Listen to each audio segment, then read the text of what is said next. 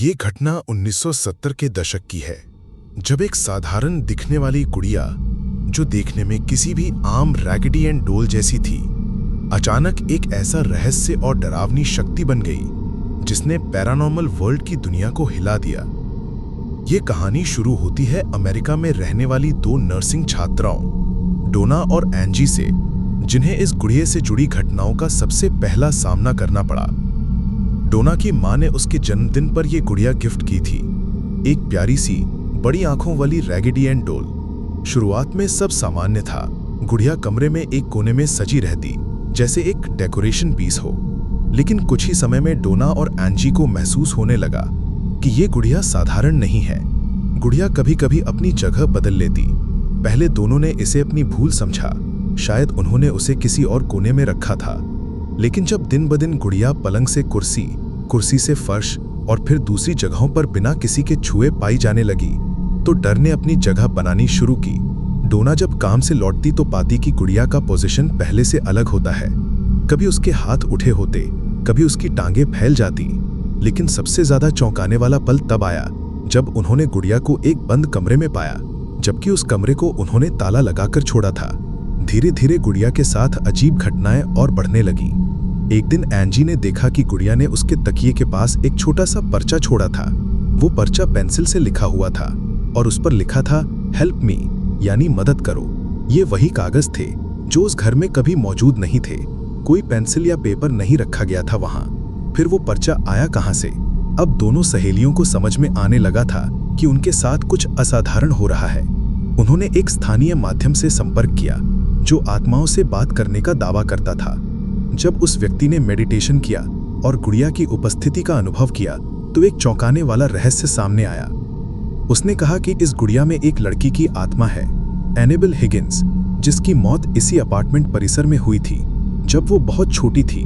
उसकी आत्मा अब इस गुड़िया में वास कर रही है। ये सुनकर डोना को दया आ गई। उसने इस आत्मा को अपना घर मानने की अनुमति दे दी। यहीं से शुरू हुआ असली आतंक। कुछ ही दिनों में एंजी का एक दोस्त लू, जो हमेशा इस गुड़िया को नापसंद करता था, एक भयानक अनुभव से गुजरा।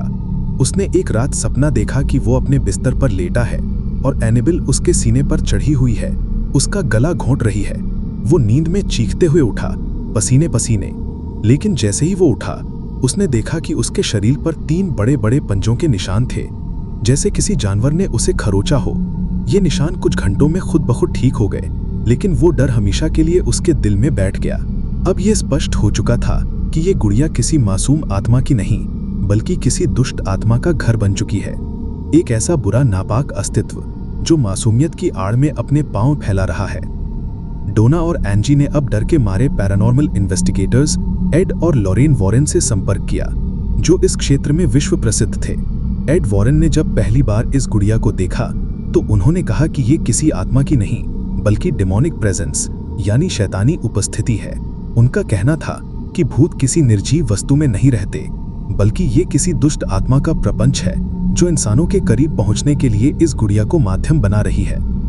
वॉरेन दंपत्ति ने बताया कि एनेबल गुड़िया पर एक विशेष प्रकार की रिचुअल ब्लेसिंग करनी होगी और इसे किसी सुरक्षित स्थान पर रखा जाना चाहिए, वरना ये और लोगों को नुकसान पहुंचा सकती है। उन्होंने चर्च के एक पादरी की मदद ली और डोना के घर में एक पवित्र अनुष्ठान किया गया। उसके बाद एनेबल को एक विशेष रूप से डिजाइन किए गए लकड़ी और शीशे के बॉक्स में बंद करके वॉरेन म्यूजियम ले जाया गया। उस बॉक्स पर एक कागजी चेतावनी चिपकाई गई, warning, positively do not open. लेकिन वहां भी एनेबल की शक्तियां शांत नहीं हुई। एक बार एक युवक अपने गर्लफ्रेंड के साथ म्यूजियम आया। उसने एनेबल के बॉक्स को मजाक में लिया और उसे छूने की कोशिश की। वॉरेन ने उसे डांटा और म्यूजियम से बाहर कर दिया।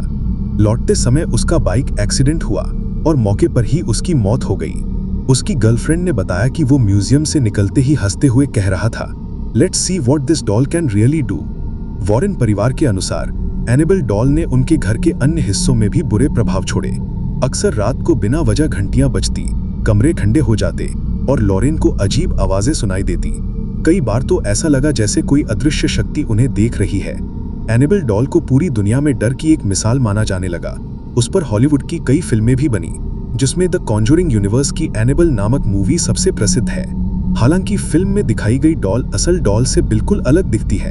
रियल एनेबल एक कपड़े की रैगडी एंड डॉल थी न कि सिरेमिक चेहरे वाली डरावनी गुड़िया जैसी कि फिल्मों में दिखाई गई थी।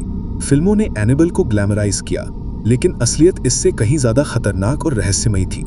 आज भी वॉरेन ऑक्यूल्ट म्यूजियम में वो डॉल एक खास केस में बंद है। लोगों को साफ शब्दों में मना किया जाता है कि वे उसे छुए नहीं।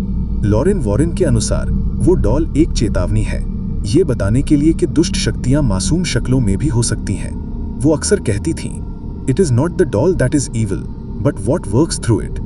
2020 में लॉरेन वॉरेन की मृत्यु के बाद भी म्यूजियम बंद होने के बावजूद एनेबल को अब भी सुरक्षित स्थान पर रखा गया है। लेकिन अफवाहें ये भी हैं कि वो कभी-कभी बॉक्स के अंदर भी हिलती है। कई पैरानॉर्मल एक्सपर्ट्स का कहना है कि एनेबल सिर्फ एक चेतावनी नहीं, बल्कि एक जीवित खतरा है जो अब भी एक्टिव है और जो किसी भी समय अपनी शक्ति से फिर किसी को शिकार बना सकती है। तो दोस्तों, अगर आपको ये कहानी रोमांचक लगी तो वीडियो को लाइक करें, अपने विचार कमेंट में जरूर बताएं और शेयर करें उन लोगों के साथ जो रहस्यों को जीते हैं। ऐसी ही सच्ची, रहस्यमयी और दिमाग को झकझोर देने वाली कहानियों के लिए जुड़े रहिए फाइनल ट्विस्ट के साथ। मिलते हैं अगली रहस्यमयी वीडियो में। तब तक के लिए सतर्क रहें, सजग रहें और सवाल करते रहें। फाइनल ट्विस्ट को सब्सक्राइब करना ना भूलें।